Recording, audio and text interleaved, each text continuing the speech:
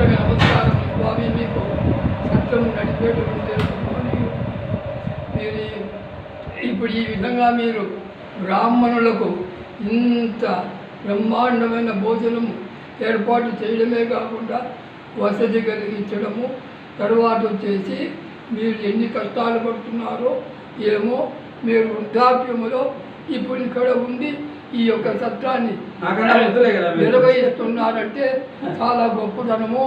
మీ యొక్క సేవకు ఆ నరసింహస్వామి మహాలక్ష్మి అనుగ్రహం కలుగుతుంది.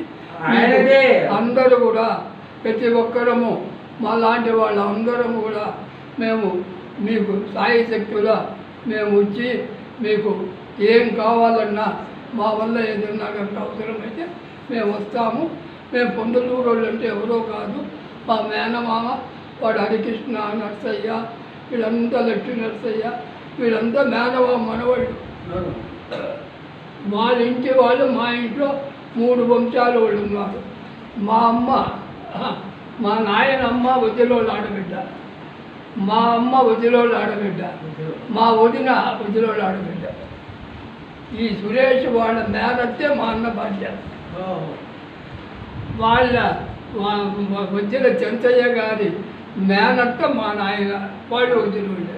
మా అమ్మ, మా తాత, మా నాయన భార్య వదిలోళ్ళు ఆడబిడ్డ.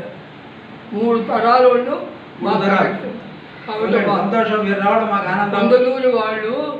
పొందలూరు వాళ్ళు చాలా గొప్పగా శ్రమించినారు. ఎక్కడైనా వాళ్ళు బాగా పనులు చేస్తారు. వాళ్ళు వచ్చేసి మంచి పిల్లలు వాళ్ళు కూడాను, వాళ్ళన్నీ కూడా చేస్తారు. నాకెందుకంటే మీకంటే నాకు వయసు ఎక్కువే, నాకు చాలా వయసు ఎక్కువ ఉంది. 86 ఏళ్ళు ఉన్నాయి నాకు. మీకంటే నేను పెద్దవాడిని. అయినా మీరు ఈ విధంగా సహకారాలు అందిస్తున్నారంటే ఇటువంటి భోజనం నిజంగా కూడా ఎక్కడ కూడా దొరకదు.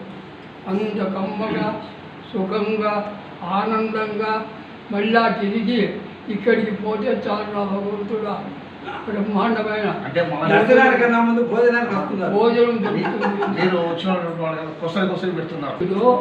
ఇంకా కూడా ఒక వంట వాళ్ళను కూడా ఏర్పాటు చేసుకొని జరిగేదానికి అవకాశం ఎంతవరకు ఉంటే అంతవరకు మీరు సహకారాలన్నీ కూడా తీసుకోండి. మేము మీకు ఎప్పుడైనా మాకు చెప్పండి, నేను వస్తాను. వచ్చి కూడా మా వాళ్ళందరినీ కూడా ఇక్కడికే మీకు అందరినీ చూపిస్తాను. మీకు అదే కాకుండా ధన సహాయము, వస్తు సహాయము ఏం కావాలన్నా మేము ఇస్తాము. ఇప్పుడు మేము 2 మూటలు బియ్యం ఇవ్వాలనుకున్నాము. కారు వచ్చింది, అయితే ఇక్కడికి చేర్చేది 6 కార్లు.